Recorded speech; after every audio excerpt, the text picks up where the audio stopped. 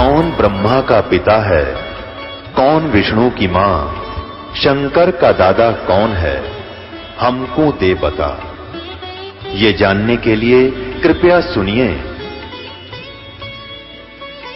जगत गुरु तत्वदर्शी संत रामपाल जी महाराज के अमृत वचन सर्व पवित्र धर्मों के पवित्र शास्त्रों के आधार पर।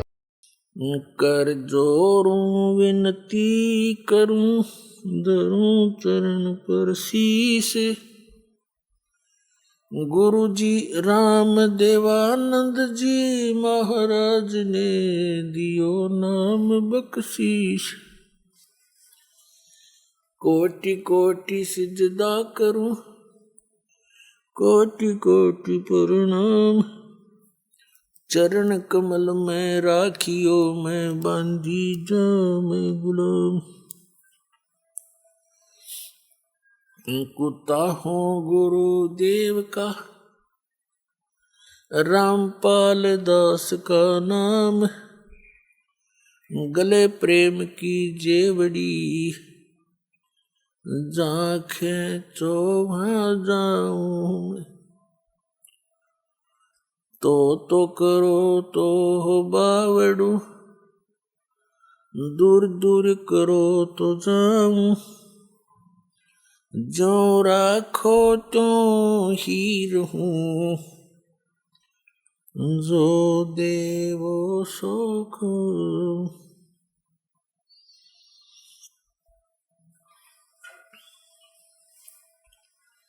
परम पिता परमात्मा पूर्ण ब्रह्म सारी सृष्टि के रचनहार कुल मालिक कबीर देव कबीर परमेश्वर जी की असीम रजा से आप सभी पुण्यात्माएं यथार्थ आध्यात्मिक ज्ञान सुन रहे हैं।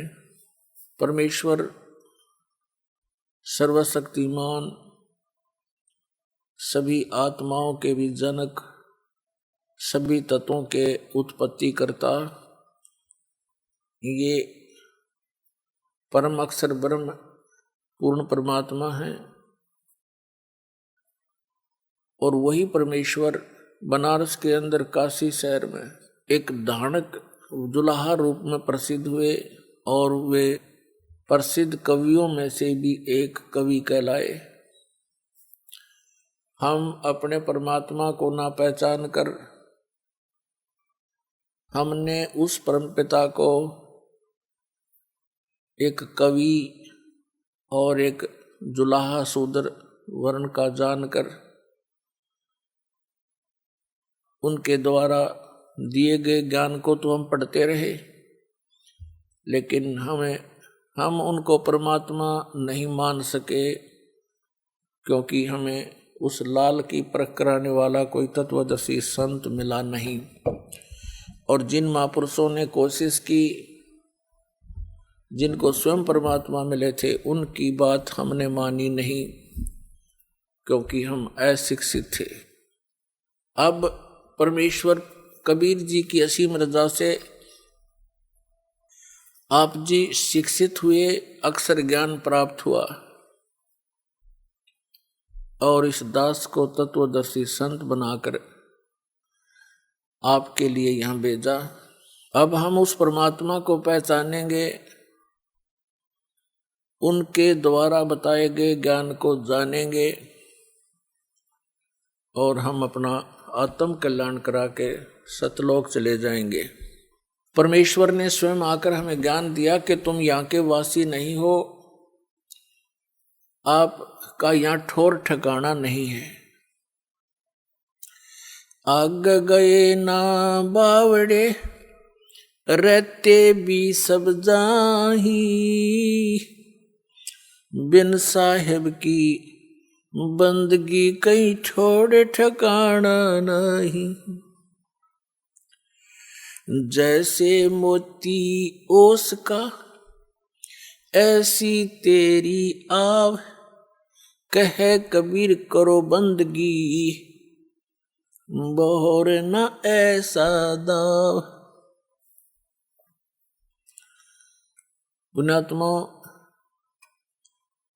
हम सभी प्राणी यहाँ काल के जाल में बुरी तरह जकड़े हुए हैं। ऐसा सुनियोजित षड्यंत्र है इस काल भगवान का। ये जीव सतर की बुद्धि इसको समझ नहीं सकती। परमेश्वर ने आकर के स्वयं ये ज्ञान बताया कि तुम यहाँ रह रहे हो, ये तुम्हारा ठिकाना नहीं है और यहाँ कोई भी प्राणी सुखी नहीं है। और आप जी ने इस झूठे सुख को सुख मान रखा है। कौन से सुख को? किसी के पास संपत्ति हो गई ज्यादा, संतान हो गई, 2-3 अच्छा कारोबार हो गया, परमात्मा कहते हैं आपने इसी को सुख मान लिया।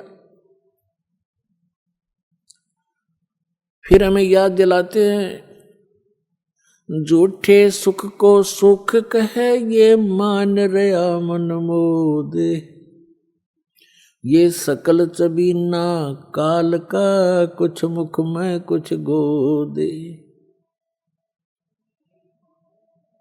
कबीर परमात्मा कहते हैं कि आप जी जिस लोक में रह रहे हो ये काल का लोक है, कसाई का, और ये प्रतिदिन 1 लाख मानव शरीरधारी प्राणियों का आहार करता है और अपने आहार के लिए ही आप जी को यहाँ जैसे कसाई बकरे पालता है, बकरियां पालता है, ऐसे आपको पाल रखा। ये आपको यकीन हो या ना हो, ये सच्ची बात समझ लेना। ये भगवान की बताई बात है, भगवान का दिया ज्ञान है और हम प्रतिदिन देख भी रहे हैं। ये कोई स्थान है? सारा जीवन हम संतान उत्पत्ति करते हैं, उनके प्यार में लाड में हम कितने मस्त रहते हैं, कितना अच्छा लगता है। 1 मिनट में या तो माँ मर जाएगी या बेटा बेटी मर जाती है। एक परिवार के 3-3, 4-4 सदस्य एक्सीडेंट में या किसी अन्य हादसे में खत्म हो जाते हैं और फिर क्या है, क्या बचा उनके पास? एक बहुत ही दुर्दांत कथा अभी पीछे पेपरों में प्रकाशित हुई थी। यहाँ सिरसा सच्चा सौदा सिरसा वाले का कोई सेवक थे और सत्संग सुनकर आ रहे थे। उसके बताते हैं कितने 10-12 सदस्य थे, वो सारे के सारे मर गए, एक बूढ़ा जीवित रह गया। ये कोई जीवन है? तो परमात्मा हमें याद दिलाते हैं कि आप यहाँ कसाई के लोक में रह रहे हो और इसने आप जी को केवल इसलिए पाल रखा है जैसे कसाई बकरे पालता। उसका उद्देश्य क्या होता है? अंडरस्टूड है। और आपकी बुद्धि केवल जीव सतर की है, इसलिए परमात्मा ने आकर अपने बच्चों पर दया करी कि आप मेरी शरण में आओ। कबीर साहब कहते हैं फिर आपके ऊपर काल का जो प्रभाव है वो निरस्त हो जाएगा। फिर आप काल के मुख में नहीं जाओगे, आपको काल नहीं खा सकता। आपके बच्चों की सुरक्षा करेगा परमात्मा, आपकी सुरक्षा करेगा। यदि आपने इस गंदे लोक में भी कुछ भौतिक और सुख प्राप्त करना है तो भी परमात्मा कबीर जी की शरण में आकर आपको यहाँ का वो सुख भी मिलेगा, आपका परिवार भी सुरक्षित रहेगा। लेकिन इसमें सबसे प्रथम मर्यादा बताई है परमात्मा ने। कबीर साहब ने कहा कि जब तक हंसा हमरी आना और काल लगे नहीं तेरा बाना, पग पग परियो तक तक मारे काल अचानक बाणा। अचानक तीर मार देता है कोई भी कारण बना करके, ये मृत्यु कर देता है। कबीर साहब कहते हैं जब तक हंस मेरी मर्यादा में रहेगा इस नाम का निरंतर स्मरण करता रहेगा, सतनाम का, उस पे काल का अटैक नहीं हो सकता। तो पहले तो आपने ये भी देखना पड़ेगा कि जिन बच्चों को आप अपना मानते हो, आपका इनमें मोह ममता है, तो इनकी सुरक्षा के लिए भी परमेश्वर कबीर जी की शरण की आपको आवश्यकता है।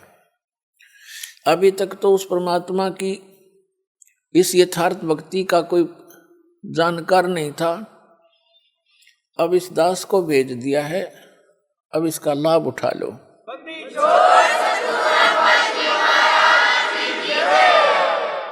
और फिर आप भी सतलोक जाओगे, आपका परिवार भी सतलोक जाएगा।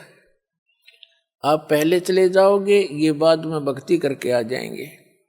जैसे आपका यहाँ जुगाड़ जुड़ गया, ऐसे ही वहाँ जुड़ जाएगा सतलोक में, ऐसे ही परिवार हो जाएगा। फिर वो परिवार आपका ऐसा ही प्रिय होगा, और वहाँ कोई दुर्बुद्धि नहीं, कोई विकारी प्राणी नहीं, वहाँ किसी चीज का अभाव नहीं,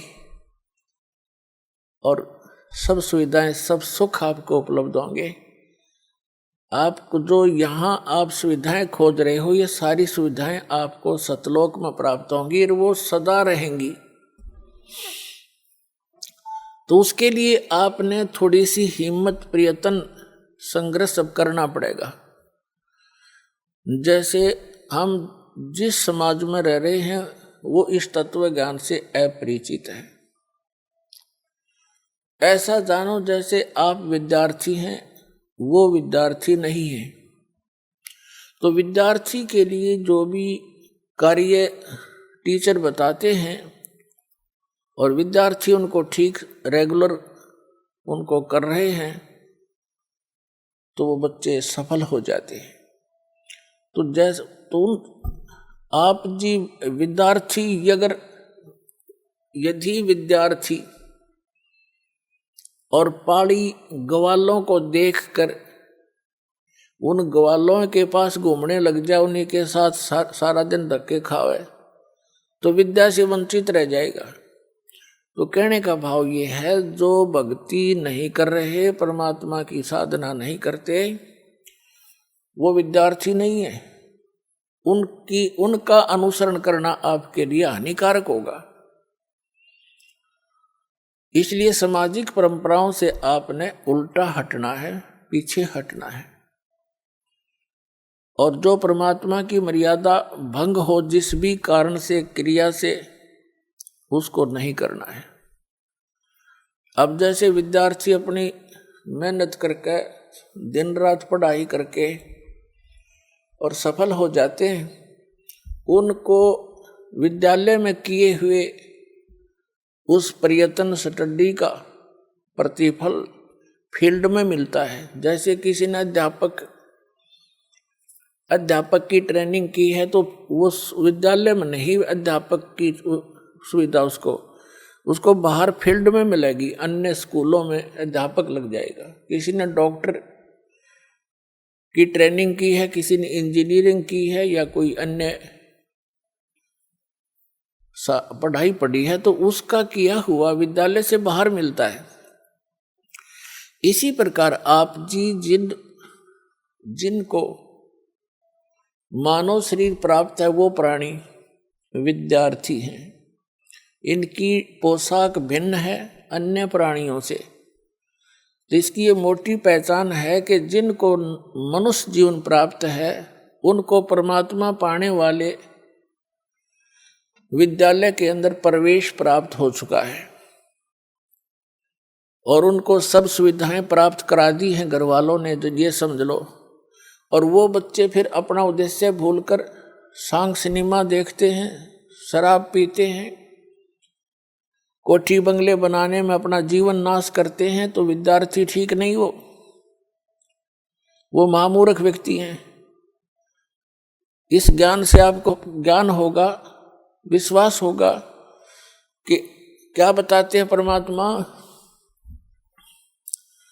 सर्व सोने की लंका होती व रावण से रणधीरम, एक पलक में राज बिराजी, जम के पड़े जंजीरम, मन तू सुख के सागर बसरे, भाई और न ऐसा यश रे।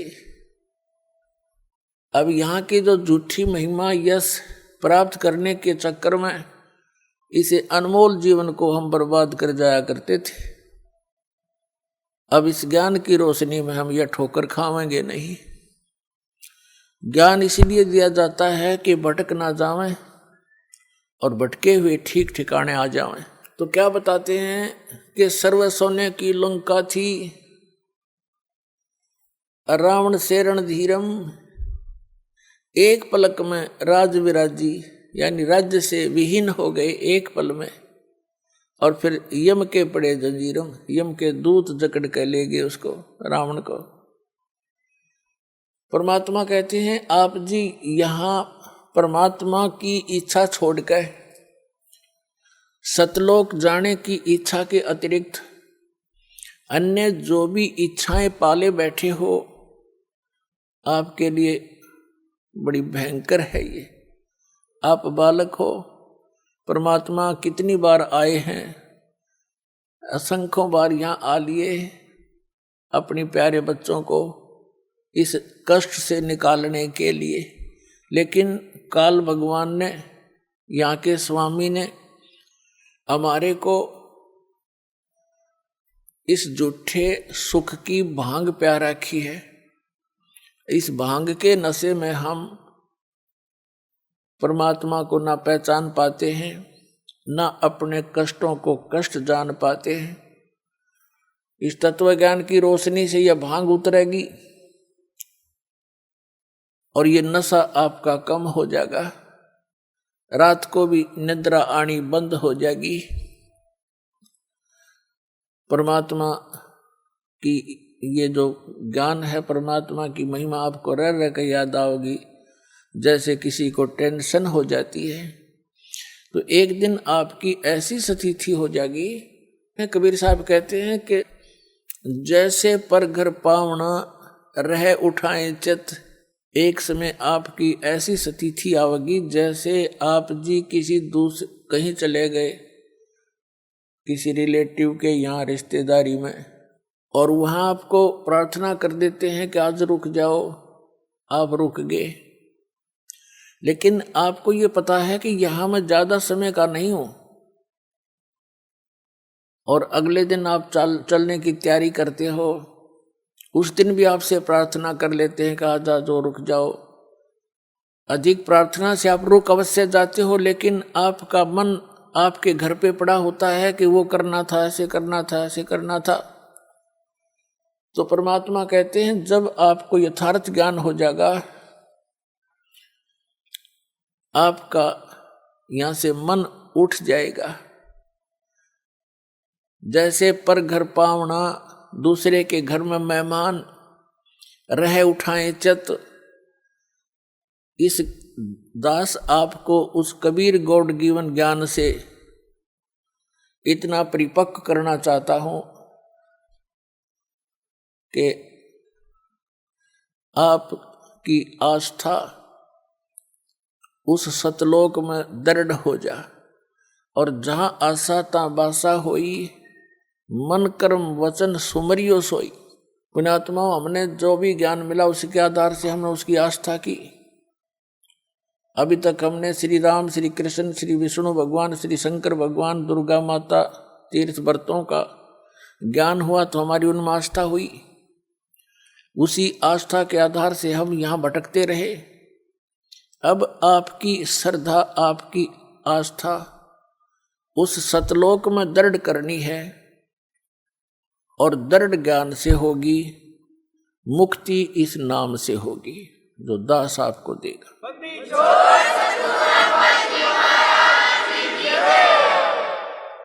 तो ज्ञान के आधार से परमात्मा कहते हैं क्या मांगो कुछ थिर न रहाई, देखत नैन चला जग जाई, 1 लख पूत 1.25 लख नाती, उस रावण के दीवान बाती। परमात्मा याद दिलाते हैं किसी के संतान नहीं है, वो केवल संतान की ही रट लगा रखी है, भगवान संतान दे, भगवान संतान दे। अब उसका दोष भी नहीं बेचारे का, क्योंकि इस काल भगवान ने हमारे अंदर एक ऐसी प्रेरणा बना रखी है, ऐसा समाज बना रखा है कि पुत्र नहीं हुआ, संतान नहीं हुई तो कोई जीवन नहीं मनुष्य का। ये तो बालकों वाली बातें हैं। बिल्कुल काल की प्रेरणा, काल से रंगे हुए व्यक्ति ऐसी बातें करते हैं जिनको ज्ञान नहीं। और जो भक्त हो जाते हैं, जिनको ये ज्ञान हो जाता है, उसके बाद आपकी स्थिति ऐसी हो जानी चाहिए, ज्यों राखे त्यों ही रहूं, हमरा के चारा और खाने जाद खरीद हूं गुलाम तुम्हारा, ज्यों राखो त्यों ही रहूं, जो देवो सो खाऊं। तो परमात्मा की रजा में राजी रहना सीखना पड़ेगा अपने। जिनके यहां संतान नहीं है, तो अब इस परमात्मा के ज्ञान के आधार से वो बहुत ही खुशकिस्मत व्यक्ति है जिनका संतान नहीं है। पुण्यात्माओं, आज तक जो भगत और समाज का जो विरोध रहा, उसका यही कारण रहा है कि समाज की परंपराएं समाज के क्षेत्र की हैं और भक्तों की भक्ति का जो मार्ग है, भक्ति की जो परंपराएं हैं, वो समाज के बिल्कुल विपरीत होती हैं। जिस कारण से विरोध बन जाता है। जो एक आध बार सत्संग सुनता है तो ये कहता है कि वो तो संतान कोई भी अच्छे नहीं बताता। नहीं, ऐसी कोई बात नहीं। जो ज्ञान है दास वो बता रहा है, और ये ज्ञान है। अभी तक आपने केवल अज्ञान सुना है। अब जैसे एक लेवा एक देवा दूतम, एक समय सुखदेव ऋषि, उसको ज्ञान हुआ, माँ के गर्भ में ही उसको ये चेतना होगी कि ये संसार बहुत भयंकर सथल है, और इसमें बाहर जाते ही ये तीनों गुण, रजगुण ब्रह्मा जी, सतगुण विष्णु, तमगुण शिव जी, इनके तीनों गुणों का प्रभाव जीव को माँ के गर्भ से बाहर जाते ही हो जाता है। माँ के गर्भ में इनका असर नहीं होता। उस समय इस बच्चे को, बेटा या बेटी को, अपने पूर्व जन्म की चिंता का भी चेतना रहती है। आगे उसके प्रारब्ध में के कष्ट आने उसको वो भी याद रहते, और बार बार यही रटना लगाता है कि हे भगवान, आपके ज्ञान को आधार बनाऊंगा, परम संत की खोज करके मैं मोक्ष कराऊंगा। लेकिन सुखदेव ऋषि को ये भी ज्ञान था कि बाहर जाते ही हमें मूर्छित कर दिया जाता, जैसे इंजेक्शन लगा के अचेत कर दिया जाता है इन तीनों गुणों के प्रभाव से। अब जैसे मिर्च का स्वभाव है, जैसे कई अज्ञानी कहते हैं कि ब्रह्मा विष्णु महेश गुण नहीं है, वो तो गुणी है। अरे मिर्च गुणी है, वो गुण तो मिर्चे का है। वो जो मुंह जला दे, आँखें में हाथ लाग जाए तब आँख कति कंडम हो जाए। तो कहने का भाव ये है कि ब्रह्मा विष्णु महेश को इस काल भगवान ने अपने पुत्रों को एक एक गुण युक्त कर रखा है। जैसे मिर्च को गुणी ऐसे गुण युक्त कर दिया तो उसके अंदर गुण है, वो कहीं रखी रहे। इन तीनों भगवान अपने अपने राजधानियों में रहते हैं, ऊपर के लोक हैं इनके अलग अलग, और वहां से उनसे निकल रही ये रेज किरणें, ये तरंगे तीनों गुणों की, ये हमें प्रभावित करते हैं। अंदर सब चेतना होती है। माँ के गर्भ से बाहर आते ही एकदम बच्चा अचेत हो जाता है, यानी उसको वो याद नहीं रहता तेरे तू कहाँ था, कौन था। सुखदेव ऋषि ने बाहर नहीं, सुखदेव ऋषि माँ के गर्भ से 12 वर्ष बाहर नहीं आया।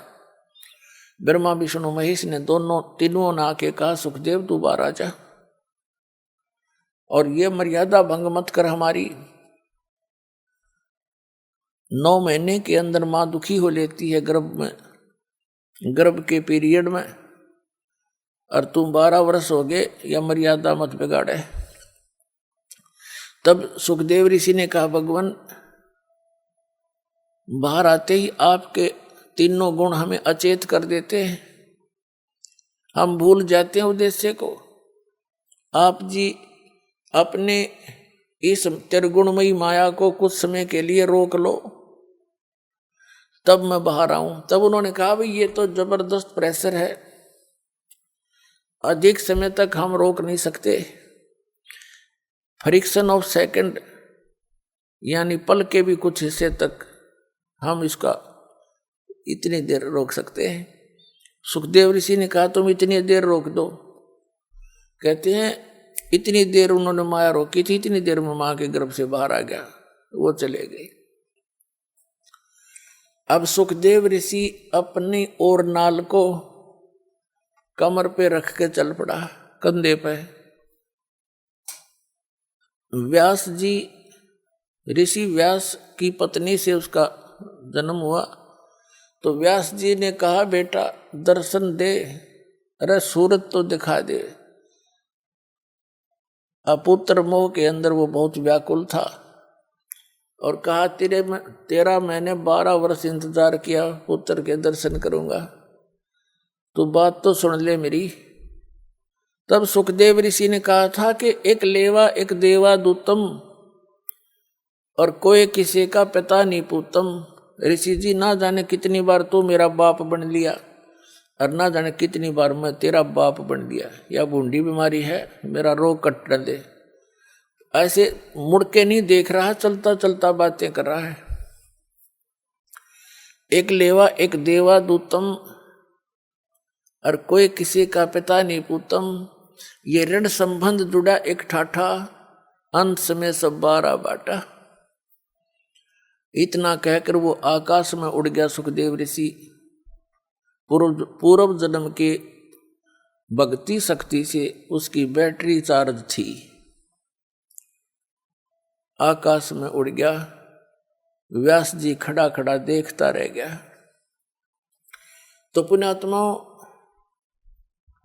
यहां आपस में जो आप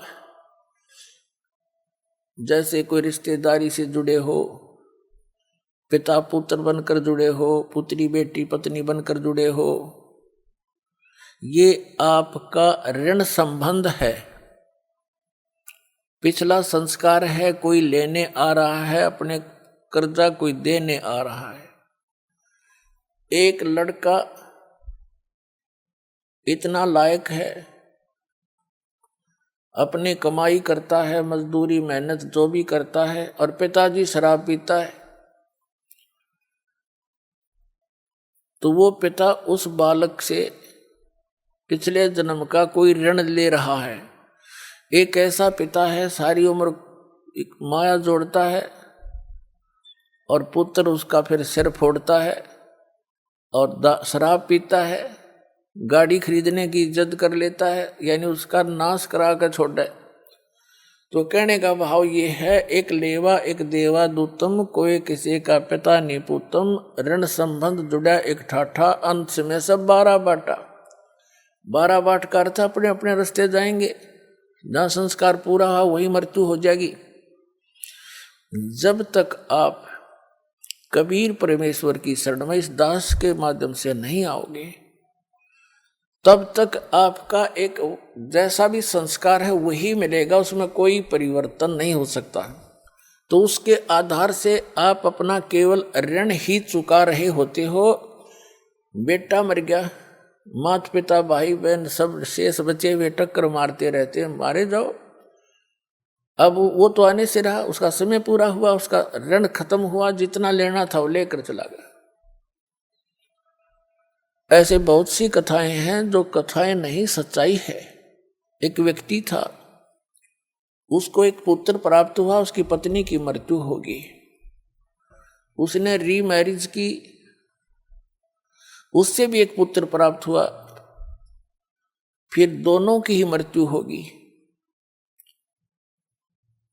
बड़े लड़के का विवाह कर दिया था, छोटा लड़का अभी छोटी आयु का था जो दूसरी पत्नी से प्राप्त हुआ था। तो दोनों की मृत्यु होगी, 2 बच्चे शेष रहे।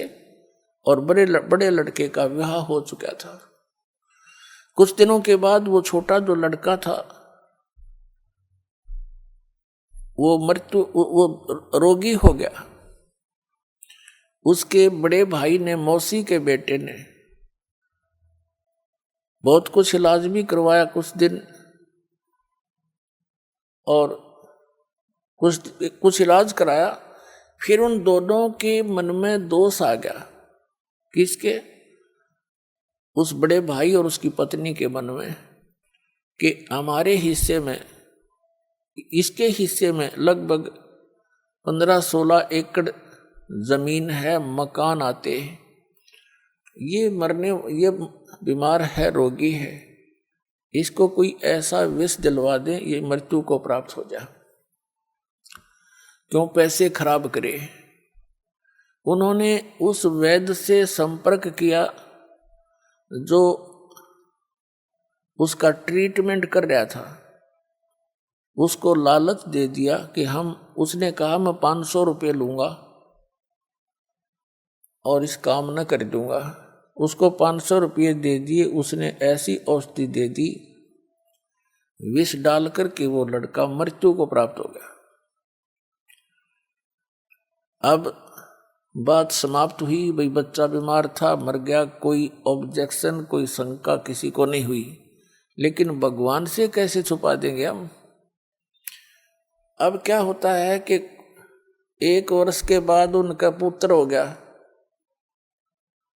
1 वर्ष के बाद उनको पुत्र हुआ और उस इकलौता पुत्र के लाड प्यार में न्यौछावर हो गए। अच्छा खाना खिलावे, बड़ा लाड प्यार से पाले। गिने दिनों में वो युवा हो गया। जब 16, 17, 18 वर्ष का हो गया तो उसका विवाह कर दिया। पहले बाल विवाह की प्रथा थी, तो विवाह कर दिया। विवाह होने के बाद वो बालक बीमार हो गया, रोगी हो गया, असाध्य रोग हो गया।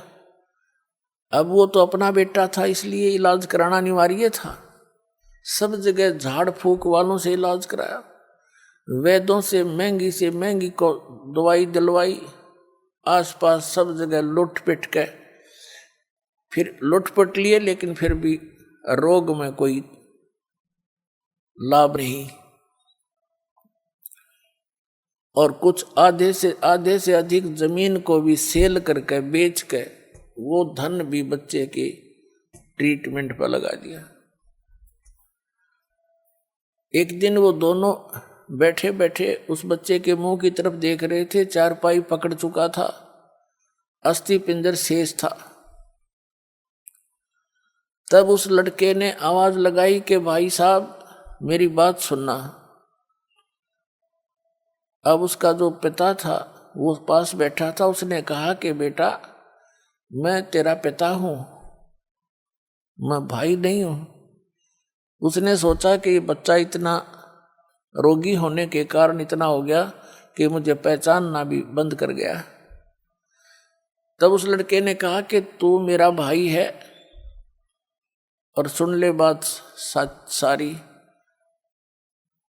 तूने मुझे विष देकर मरवाया था और मैंने वो अपना ऋण चुका लिया है। आधी जमीन से भी ज्यादा तेरी बिक चुकी है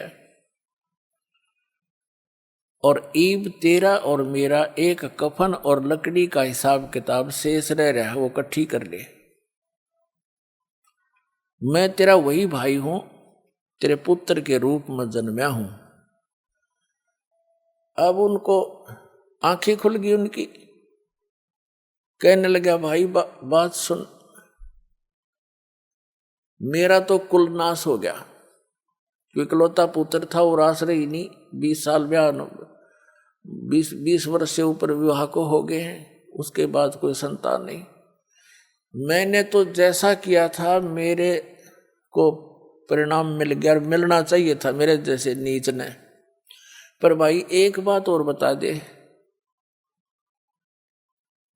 इस जो लड़की तेरे विवाही आई है इसका के दोष है। अब उस समय सती प्रथा थी, पति मरने के बाद उसकी पत्नी को जीवित जलाया जाता था लकड़ियों में। तब उसने कहा, पूछा कि इस लड़की का क्या दोष है जो तेरी पत्नी है। तब उस लड़के ने बताया कि वो वैद्य कहाँ है जिसने मुझे जहर दिया था, विष दिया था। उन्होंने बताया कि आपकी मृत्यु के 2-3 वर्ष बाद उसकी मृत्यु हो गई थी। उस लड़के ने बताया कि ये मेरी पत्नी वो वैद्य है, इस दुष्ट को अब सजा मिलेगी। यूं कहकर वो प्राण त्याग गया। पुण्यात्माओं, ये 100 की 100 सत्य बातें हैं, क्योंकि जब तक हमें परमात्मा का डर नहीं होता हम इनको कान्ना पर टाल देते हैं। कोई ये क्या सोचता है कि वैसे कथाएं नहीं। कबीर साहब कहते हैं, तुमने उस दरगाह का मैल नहीं देखा, धर्मराज के तिल तिल का लेखा।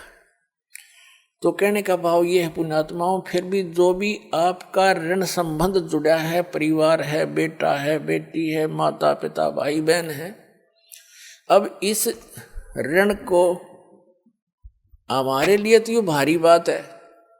जैसे किसी का 1-2 लाख रुपया कर्जा हो, उसकी मित्रता किसी अच्छे सेठ साहूकार से हो जाए जिसका करोड़ों की संपत्ति हो,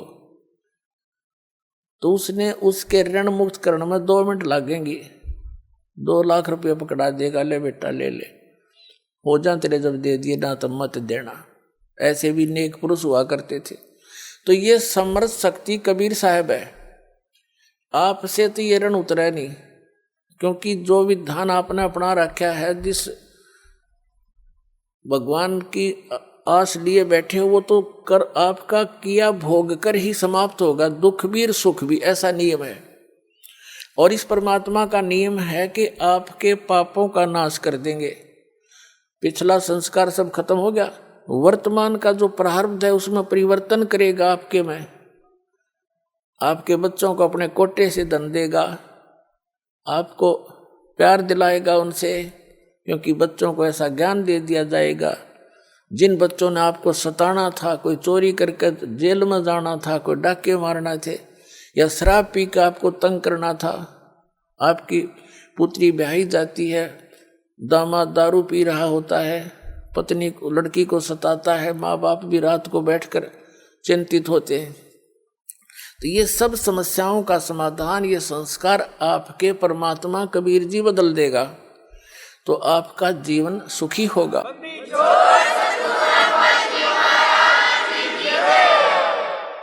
और रही बात जिनके संतान नहीं है,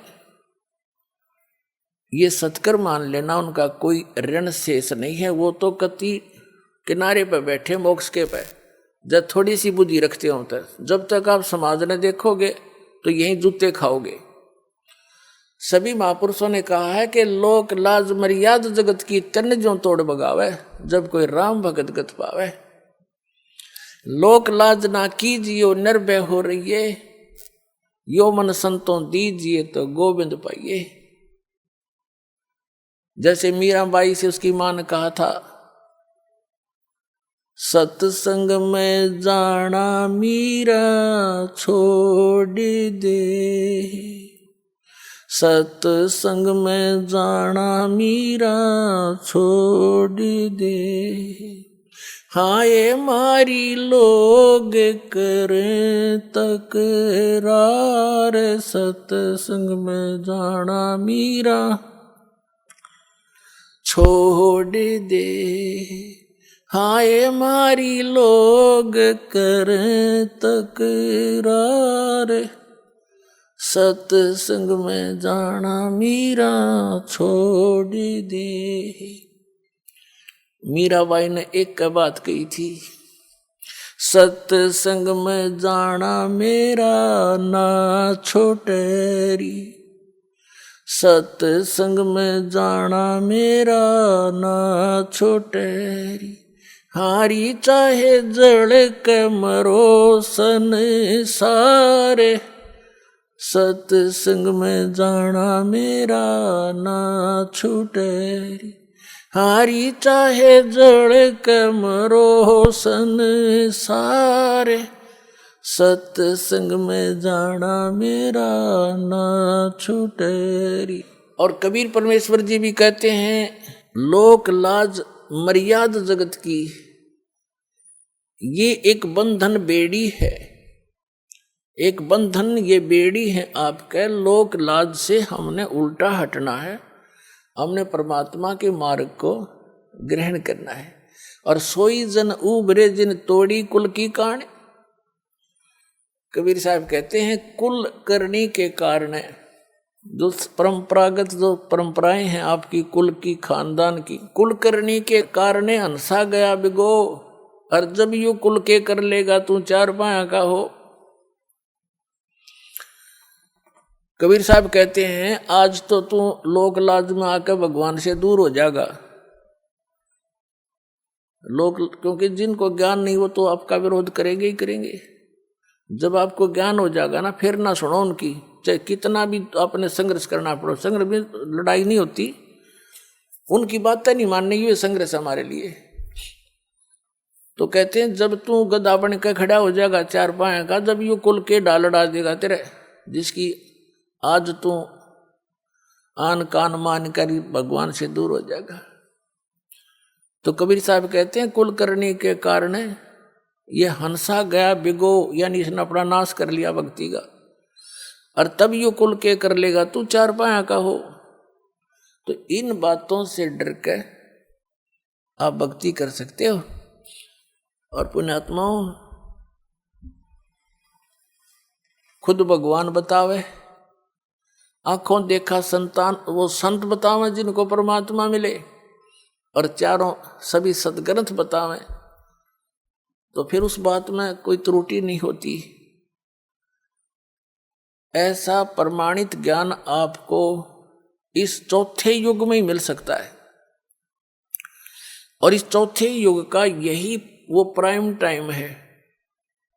और धन है आपके माता पिता जिनसे जन्म हुआ, आपका ऐसे समय में जन्म, और ये मनुष्य जीवन, और ये क्षेत्र पूरे विश्व में यदि वर्तमान में कोई अक्षेत्र बचा है तो भारतवर्ष का वो अक्षेत्र है कुछ, जिसमें अभी विकार अधिक घर नहीं कर पाए हैं, जैसे मांस, शराब, ये बकवाद। तो अब ऐसे स्थान पर आपका जन्म हुआ। वैसे तो परमात्मा ने, चाहे कोई कसाई भी है, इस भक्ति से, इस परमात्मा के नाम से उनका भी उद्धार होगा, क्योंकि ये मंत्र इतना जबरदस्त है। इसको चाहे कोई भी जाप करो, बुराइयां त्याग दे, जैसे पहले होली सो होली, पिछले सभी पापों का नाश कर देगा ये भगवान। बड़ा दयालु है, इनके पास वो समर्थ शक्ति है। ये मंत्र यथार्थ है, जिसकी थोड़ी भक्ति से भी घना लाभ आपको होगा। तो प्रत्येक प्राणी पार हो सकता है, ये रास्ता ठीक मिल गया। तो क्या बताते हैं, आप वो पुण्यात्मा हैं जो इस मार्ग पर लग रहे हो, किसी ना किसी कारण से आप यहाँ पहुँच रहे हो। आप कोई दुख में यहाँ आया है, किसी से सुनकर कि वहाँ ऐसे राहत मिलती है, वो तो 100% है, वो तो दुख आपका दूर होगा ही होगा। वह तो चिंता करने की जरूरत नहीं आपने, पर विश्वास आपका चाहिए।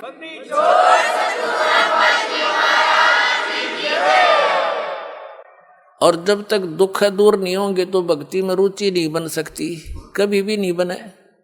और जब आपके एक संकट निवारण होंगे, आपकी आत्मा गदगद होगी और अधिक भक्ति करने दिल करेगा। आपको विश्वास दृढ़ होना चाहिए, मर्यादा में रहना पड़ेगा। जिस दिन आप इन परंपराओं के उलझन से निकलकर सतमार्ग ग्रहण करके और मर्यादा में भक्ति करना प्रारंभ कर दोगे, उस दिन तो आपको गिनती नहीं होगी कितने सुख आपको देगा भगवान। कई भक्त तो जो सब जगह दुख पाकर, सब जगह भटक कर आए हैं और सब ठिकाने देख लिए, कहीं कुछ राहत मिली नहीं, तो वो तो समर्पित हो जाते हैं आते ही, उनको राहत भी तुरंत मिलनी प्रारंभ हो जाती है। जैसे अभी वैसे तो बहुत से भक्त हैं जिनको राहत मिल रही है। एक इधर बिहार साइड से एक MBBS डॉक्टर है, वो आए हुए हैं भक्त यहाँ पर। उसकी बिटिया को इतना भयंकर रोग, सब जगह दिखा लिया उसने, सब जगह, क्योंकि पैसे भी बतेरे थे, खुद भी MBBS डॉक्टर था, सभी जैसे अपोलो वगैरह जो अपने दिल्ली के अंदर हैं उनमें भी, और बीमारी न्यो की न्यो सब इलाज करा लिया, ढेर सारी गोलियां खावे, पीड़ा ज्यों की त्यों। यहाँ आ किसी ने बता दिया दुखी प्राणी आ ही जात मान ही लेता है। उसने ये भी देख लिया था कि मैंने कोई ठिकाना नहीं छोड़ा, सब जगह जा लिया, जो मर्यादा बताई सारी स्वीकार करी, और हफ्ते पीछे लड़की स्वस्थ होगी। उसको देखकर और भी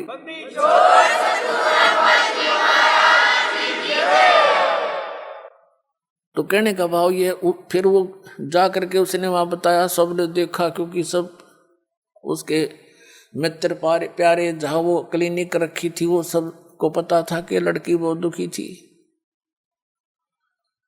तो उसने उसको ये कह रहा था कि मैंने कई इंजेक्शन देने पड़ते थे डेली, पेन किलर के, फिर भी नहीं चिल्लाया करती थी। और यहाँ ते कह दिया था गोली दवाई मत देना, क्योंकि आपने जो कसर छोड़ नहीं रखी, उसी दिन से वो दवाई छोड़ दी थी उस बेटी ने। आज तक समझता है वो, 2-3 महीने की बात हो।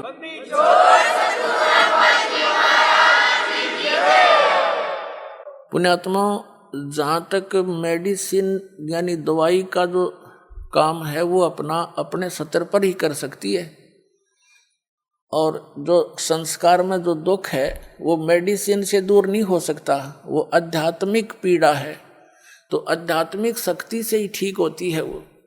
तो यहाँ हर तरह से सुविधा है, आपका प्रत्येक रोग भी नाश होगा, आपके ऊपर कोई कर्ज है उसकी भी ऐसी व्यवस्था कर देगा यो कबीर भगवान, आप सोच नहीं सकोगे, ये सत्कर मान ले।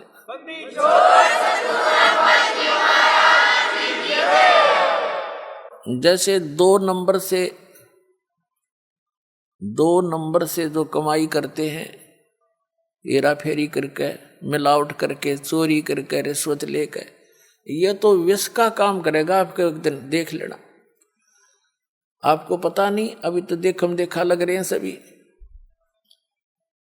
एक व्यक्ति बता रहा था, कहने लगा जी नाम लेने से पहले मैं 10 रुपये की काम करूं था, 20 का नुकसान होया करता,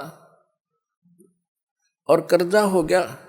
आज से 10-15 वर्ष पहले की बात है, 1-1.5 लाख रुपया कर्जा। 10-15 साल पहले 1 लाख राज के 10 लाख कर्जा, समझ लो। इतना दबाव था उसके ऊपर, दीक्षा ली, कुछ अटपट भी कराया करता, वो बंद करवाई, शराब पीना, मांस लेना खाना, और कोई मिलावट नहीं करेगा, जो भी तू काम करेगा नियत से कर, देख भगवान पर की रजा देखना। तो उसने क्या किया, दृढ़ हो गया वो कि मेरी हेरा फेरी तय और सारी बकवादा थी, कर्जा तो कम होता नहीं, मैंने इनकी सारी बात मान के देखता हूँ। 1 वर्ष के अंदर अंदर क्या हुआ, उसका एक मित्र था, उसके पास कुदरती चला गया, 2-3-4 वर्ष के बाद मिला था उससे। उसने कहा तू एक काम कर कि मेरी यहाँ से ट्रांसफर होगी, उसका मित्र था, कोई अधिकारी था, और एक प्लाट है मेरा यहाँ पर, इसको तू ले ले। तो उसने कहा, मैंने वो कह रहा था, मैंने कहा मेरे पास पैसा तो एक भी नहीं है। कहना फिर दे दिए, तू इसको ले ले, संभाल लेगा, मैं जाता हूँ दूर, और ये मेरी पत्नी का नाम है, तो अपने नाम करा ले। पैसे दे दिए जब हो तेरे पे। अब उसने उसके नाम, अपने मित्र के नाम प्लाट करा दिया। कुछ उसकी इंक्वायरी की समस्या थी, अब परमात्मा 100 कारण बना दिया अपने भगत के लिए। तो क्या हुआ, 1 वर्ष के बाद, 2-3 महीने के 4 महीने के बाद क्या हुआ, उसके साथ से एक बाईपास निकल गया। पहले वो 100 रुपये रेट था, तो जब 400-500 हो गया एकदम, वो कहने लगा जी। उसके 5-6 महीने के बाद एक व्यक्ति आया, प्रॉपर्टी डीलर, वो नाम नूम देख के किसका है, उसने कहा प्लाट बेच ले। अब भाई ले ले, मैंने बेचना था नहीं अभी, मैं सोचू था और बड़ी कीमत हो जा। मैंने उसके 1.5 लाख रुपये मांगे, और मेरे हिसाब से वो 40,000 का था। 16,000 का मुझे पड़ा था उस समय। मैं सोच रहा था 40,000 का हो गया होगा बस गणित गणा। तो कहने का भाव ये है, हमारा सौदा 1,40 में हो गया। और मैंने सोचू देख मूर्ख कड़ा फंसा हो, और वो न सोचा ये 500 रुपये का रेट हो रहा है, यो मूर्ख इसने बेरा कोई नहीं होगा वहाँ के रेट का। अब दोनों का सूत आ गई और लेने वाले ने भी बेनिफिट, बेचनी है जीस आ गया। तुरंत तो बयाना दे गया, नहीं होता 30,000 रुपये बयाना दे गया। तीसरे दिन रजिस्ट्री करा ली। रजिस्ट्री करा ली, जब पता लगा मैंने होता है उसका रेट गणा हो रहा था, पर मेरा सब्र हो गया कि भगवान मेरा कर्जा भी उतर गया, 10-20 दौरे भी रह गए। तो परमात्मा कहते 100 सीधर मैं करूँ अपने जन के काज, और उसका मित्र का भी दे दिया उसमें। तो ये परमात्मा जो व्यवस्था करेगा जीव नहीं कर सकता उसको, ये पल्ला गांठ लगा लियो अपनी।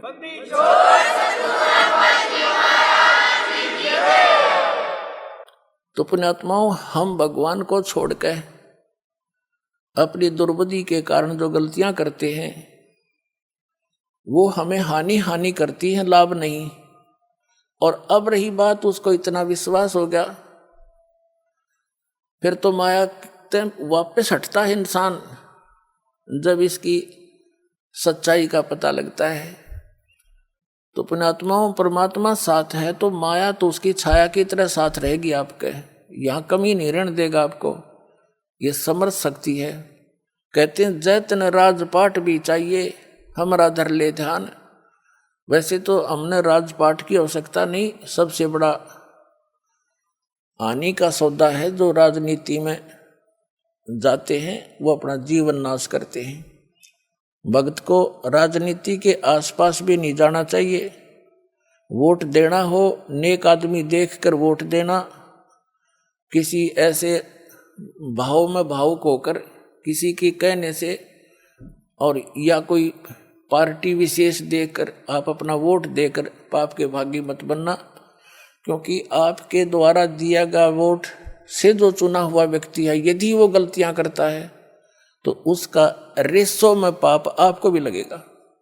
तो ये ध्यान से रखना है, अपने वोट का सदुपयोग करना है, करो कितना, क्योंकि राजा तो एक चुनना ही पड़ेगा व्यवस्था बनाए रखने के लिए, इतनी सी बात। लेकिन स्वयं उस व्यवस्था में सड़ना नहीं, आपने परमात्मा पाना है, यहाँ से मन हटाना है। और यहाँ के राजाओं की क्या स्थिति है, हम कथा इतिहास पढ़ा करते हैं। मोहम्मद गौरी ने इतनी बार चढ़ाई करी, 16 बार चढ़ाई करी, फिर विजयी हुआ। विजयी होकर के कला तोड़ दिया, इतने आदमी मरवा दिए, और 5-7 वर्ष राज्य करा, फिर मृत्यु को प्राप्त हो गया। गधा अपने अंडा हुई। क्या था मोहम्मद गौरी? तो हम इन बकवादों को याद करके उन इतिहासों को अब दोहराएंगे। अब कोई राजा है, मंत्री है, मुख्यमंत्री है, 10-5 वर्ष मुख्यमंत्री रह भी गया तो के कला टूट गया, कल न कुत्ता बन गया, सैर सपट्टे यही करता फिरेगा।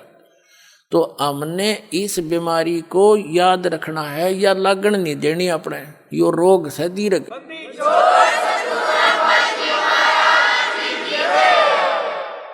अब जैसे क्या याद दिलाते परमात्मा, सर्व सोने की लंका थी वो रावण से रणधीरम, एक पलक में राज विराजी जम के पड़े जंजीरम, मन तू सुख के सागर बसरे भाई और न ऐसा यसरे। जैसे कोई अच्छा राजनेता हुआ है और उसकी मृत्यु के उपरांत उसकी यादगार में उसका स्टैच्यू बना दिया, मूर्ति कोई पत्थर पीतल की। 1 वर्ष में उसका सत्कार करने जाते हैं, राजनेता माला डाल देते हैं, दीप जला देते हैं, उसकी आरती उतार देते हैं, और शेष समय में मनमाना वही राजनेता और कौवा बड़का अपने स्टैच्यू पे ऊपर बैठ कर बीट करता हो सिर पे। बता के जस हुआ, क्या यश हुई है? इस झूठे लोक में यदि आपने सफलता पानी है तो इन यहाँ की मर्यादाओं की तरफ झांकना नहीं है, वही हमें हानि करती है। हम यहाँ के ठाठ बाट देखकर हम भी बह जाते हैं। तो परमात्मा कहते झूठे सुख को सुख कहे ये मान रहा मनमोद, ये सकल चबीना काल का कुछ मुख में कुछ गोद। ये सब काल का आहार है, काल व्यवस्था, हर काल व्यवस्था से ऊपर उठेंगे तभी हम परमात्मा पाएंगे। अब क्या बताते हैं परमात्मा, क्या मांगो कुछ थिर ना रहाई, और देखत नैन चला जग जाई। 1 लख पूत 1.25 लख नाती, उस रावण का आज दीवान बाती। हम एक पुत्र प्राप्ति के लिए खड़दू उतार देते हैं, पर संतान हो जा, संतान हो जा। कोई बात नहीं, परमात्मा अगर चाहेगा तो वो भी आपको अवश्य देगा, लेकिन इस ज्ञान को आधार बना के आप अपना जीवन सफर तय करो, तभी आपको लाभ होगा। यहाँ ऐसे प्रमाण हैं, एक बहन को 27 वर्ष हो गए थे ब्याह हुए न, कति आस छूट ली थी, यही आई हुई है वो। अब पिछले वर्ष 2 कन्या दे दी उसको, 2 लड़कियां। नो बोली जी घनी खुशी होगी, मनता कन्या मिल गई। यानी अब उसने केवल वह मांगी भगवान तय, ई भगवान मांग ले दूसरी बात से, पर अब तक तो वह 2-3 साल से थी, यही मांग करी थी। एक बहन का 57 वर्ष की आयु होगी थी, एक लड़की होकर फिर कोई संतान नहीं थी। लड़की का विवाह हो लिया था, पोता पोती दोता दोती हो गए थे उस लड़की का, यानी बच्चे हो गए थे। उसके बाद उसने नाम लिया, यह डिमांड रटलाई रखी, 57 साल की उम्र में लड़का दे दिया भगवान ने। अगले तो यो खिलौना मांगा।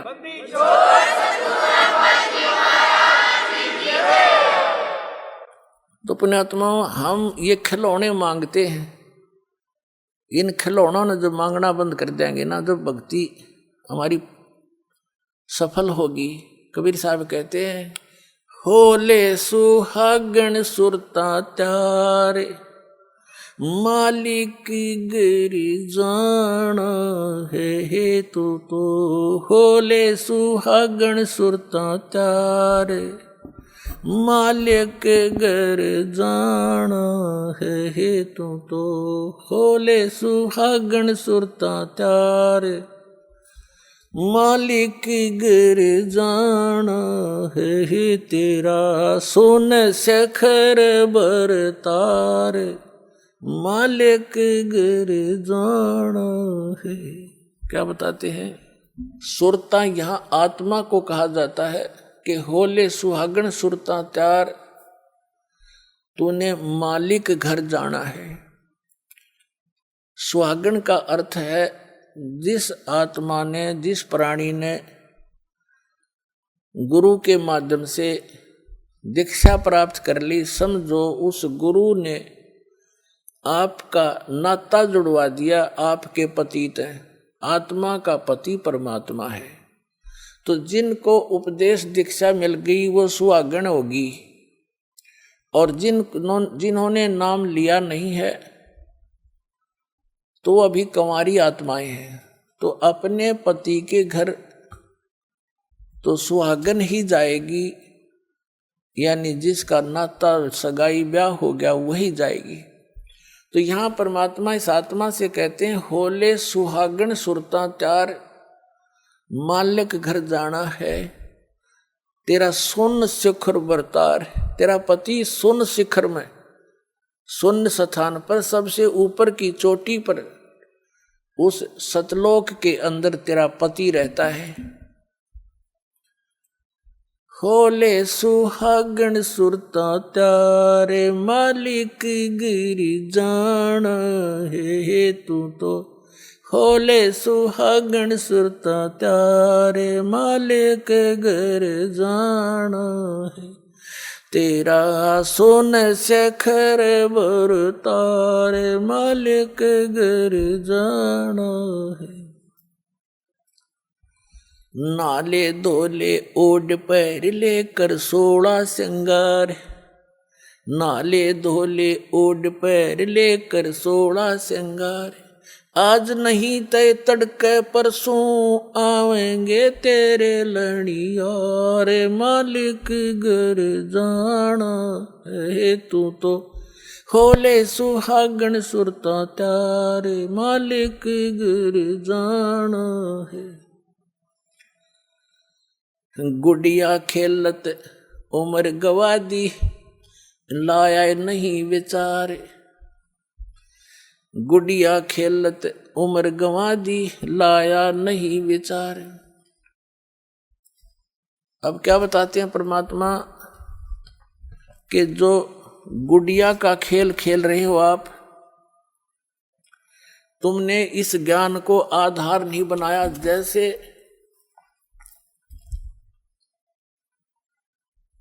छोटे पहले समय में क्या होता था, बच्चों की पढ़ाई नहीं होती थी। लड़कियां उनका केवल जैसे जब तक माँ के घर पर रहती थी तो अपने माता पिता के यहाँ अपना जैसा भी जिसका कर्म था वो कार्य किया करती थी।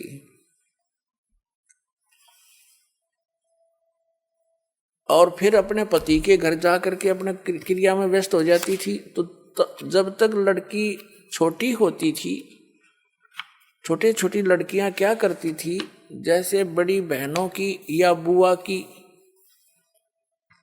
जिसकी शादी हो चुकी होती है उसके लिए पहले दहेज तैयार करा करते हैं।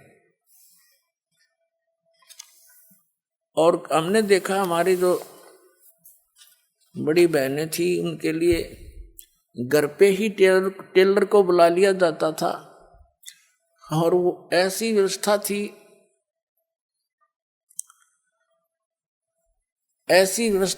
ऐसे थे कि जैसे ससुराल में ये एक दहेज दिया जाता था ससुराल वालों के लिए। आगे वालियों की 25 तीड़ माने सूटों के सेट, और फिर उन तगलियां के और 10 न्यारे, लड़की के अलग से, सासू ससुरिया के, नंदा के न्यारे। तो ऐसे वो बनाया करते थे, उनको अलग अलग सेट करके रख दिया करते थे, ये लेने देने की, ये पहनने की। तो छोटी लड़कियां जो देखा करती थी तो फिर वो क्या करती थी, जो टेलर आता था कपड़े सिलता था उसमें से छोटे छोटे टुकड़े बच जाते थे, वो छोटी बहन उठा लेती थी और उनको ऐसे सत्तून की तह बना कर रख लेती थी। एक गठड़ी बांध लिया करती, ये 25 तीड़ अगली की, ये 15 पछलियाँ की, या गुड्डों की 10 गुड्डी की, 10 दुल्हे के एक गुड्डा बना लेती अपना, एक गुड़िया उन्हीं कपड़ों में 2 बना लेती थी। और फिर उनका ब्याह करती थी। फिर उनके कपड़े, ये तेरी दूसर की, ये तेरे फलाने की, वह गठड़ी बांध लेती थी। और उसके उस चीथड़ों में से कोई दूसरा भाई बहन एक आध चीथड़ा निकाल लेता, वो टुकड़ा रो कर रोदन मचा देती। वह उसको कोई पूछता, बेटी क्यों रो रही है बहन, तो वह कहा करती, हाय मेरा सूट निकाल लिया, हाय मेरा सूट निकाल लिया। अरे क्या किसा सूट था, वो फिर उसने धमकाओ, ला इसका सूट का, वो लिखा इतना चीथड़ा, वो इतना कपड़ा, उसने नो कहा यूं था, हाँ यूं है, यूं दे मेरा उल्टा है। फिर वह शांत होगी। उस चीथड़े ने वह सूट मान रही थी तिल। और जब उस बेटी का विवाह हो जाता है, युवा हो जाती है, तो फिर उसको ओरिजिनल तो दूल्हा मिले, वो तो गुड्डा गुड़िया गेल खेला करती, और ओरिजिनल सासू ससुरिया का बेरा पट्टे, ओरिजिनल सूट दिखे उसने। फिर उसको कोई ये कहे कि तू आजा गुड्डा गुड़िया का खेल खेल ले, सपने में भी ना खेल लेवा। तो पुण्यात्माओं, जब आपको उस सतलोक वाले दुल्हे का ज्ञान हो जाएगा, सब आत्माओं का एक का पति है, वो एक ही मालिक है। और फिर वहां जो सुख होगा, आप यहाँ संसारिक इन सुखों को, एक बेटा हो जाए, एक बेटी हो जाए, कार हो जाए, कोठी हो जाए, कहते ये तो गुड्डा गुड़िया के खेल हैं, और ये असंग जन्म हो गए तुमने खेल त्याने, ये गुड्डे भी समाप्त, तुम भी नष्ट, और फिर गधे गधी बनकर फिर धक्के खाते फिरो। अब क्या बताते हैं परमात्मा, जिन बहनों की इस लोक लाज में आके, या वैसे विशेषकर बहनों को ज्यादा प्रेरणा रहती है, क्योंकि ये माइयां जो होती हैं, कोई ना कोई आकर उसके इंजेक्शन लगा जाती है, हे भगवान एक बालक तो चाहिए था इसके, वह ना चाहती ना फिर भी उमंग पैदा कर दिया उसके। और इस ज्ञान से पुण्यात्माओं यो कति नाश हो जाएगा जब थोड़ा सा ध्यान दोगे, सच्चाई से परिचित हो जाओ। फिर भगवान देव तो उसका अपना उसको उसी ढंग से हम डील करेंगे और प्यार से रहेंगे। भगवान की भक्ति बच्चों से भी कराएंगे, आप भी करेंगे, उनका भी मोक्ष हो जाएगा। और भगवान चाहता है कि तुम पीछा छुटवाओ यहाँ से, तो फिर जानबूझ का अपने गल में लठ बांधना ना चाहिए। जैसे पशु के गले में एक बांध दिया कर दे खुट्टा सा, नौ चालन दे गट्टिया पे लग गए, और फिर भी आपने शौक है तो वो भी बांध देंगे, कोई चिंता ना करियो कदे कोई इस बात में दुख मान जा।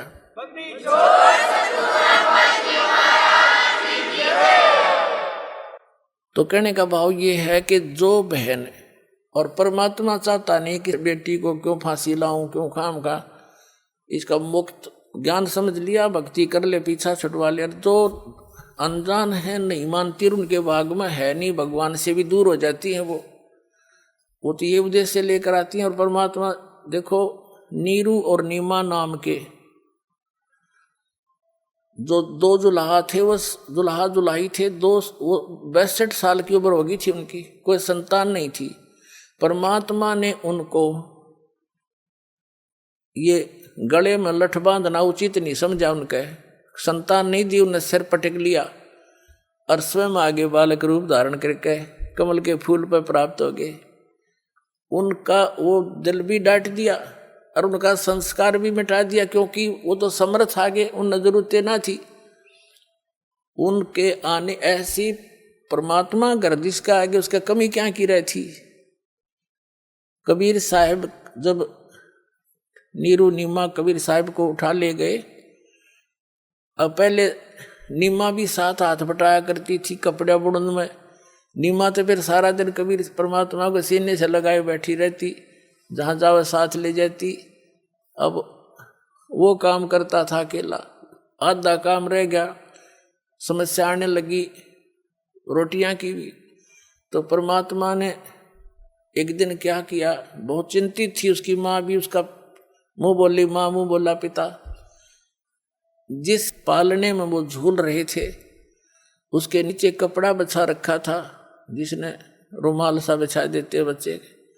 परमात्मा ने पैर के साथ वो कपड़ा उठा दिया तो नीचे क्या देखा कि सोने की एक असरफी रखी थी। और परमात्मा ने, उन्होंने जब उठाई तो आकाशवाणी कर दी दाता ने खुद ही कि नीमा किसी को बताना नहीं, अपने रोजगार वास्ते इसको प्रयोग कर लेना, बाकी का धर्म पर लगा देना। अब उसने अपने पति को बताई कि आकाशवाणी हुई ऐसे ऐसे, भगवान ने दया करी, बड़ी देख बच्चे के कपड़े के नीचे हमें एक सोने की मोहर मिल गई, यानी 10 ग्राम सोना, आज तो 30,000 का 40 का हो रहा है। तो उन्होंने उस दिन से उनका निर्वाह भी, वह समस्या भी हल कर दी परमपिता ने। फिर जब कबीर साहब हो गए 5-10 वर्ष के, तो उसने एक दिन अपनी सहेली को बता दी या समस्या होती है, तो सहेली को बताई कि तुम कहाँ से मिलता है तुझे ये पैसा, कि उसने बताया ये लड़का ऐसा भगवान आ रहा है, इसके कपड़े का नीचे पावर दे लिया हमने। अगले दिन ना पाया, हो गया बंद काम। फिर परमात्मा, वो तो लीला थी उनकी, फिर जब समस्या देखी तो आप भी कपड़ा बुनने लगे। तो कहने का भाव दास का ये है कि उस परमात्मा ने उन प्यारी आत्माओं को इस दलदल में धसने नहीं दिया, संतान नहीं दी, ना तो संतान इतनी दे दे संभड़ी भी ना थारे पास जुड़वा दे भगवान ते। तो उनका उद्देश्य ये है कि तुम यहाँ से पीछा छुटवा लो, और ये तो असंग जन्म हो गए, तुमने खिलौने, इन खिलौना तो खेलता नहीं, ना ये खिलौने रहते ना तुम रहते।